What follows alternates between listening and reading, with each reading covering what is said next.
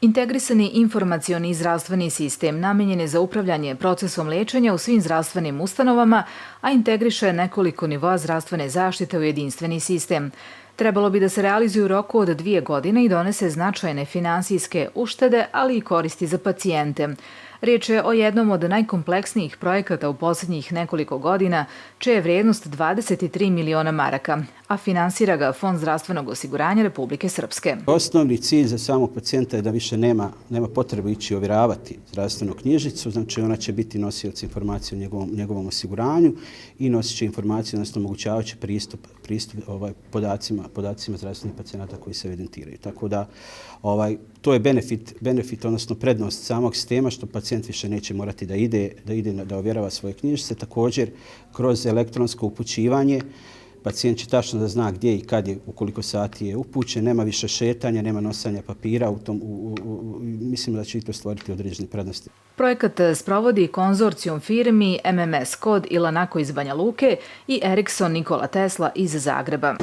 U sagledavanju procesa vidjeli smo da doktori gube dosta vremena u unosu nalaza i mišljenja od drugih zdravstvenih ustanova, odnosno tačnije sa konsultativno-specijalističke nivoa, referalnog nivoa u kojem se daju usluge obrade pacijenta, gdje ti nalazi i mišljenja dolaze u štampanom obliku i doktor porodične medicine gube vrijeme da to prepišu u sistem koji koriste.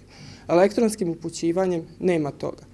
Pacijent odlazi kod doktora koga je upućen, taj doktor vidi uputnicu, vidi razlog zbog kojeg je upućen, unosi nalaz i mišljenje i taj nalaz i mišljenje se vraća doktoru porodične medicine u elektronskom obliku i on nema više potrebu da ga kuca i unosi u sistem kako je to do sada radio. U fondu očekuju da će do kraja 2020. godine u Republici Srpskoj početi sa upotrebom elektronskih zdravstvenih knjižica, recepata, kartona i uputnica.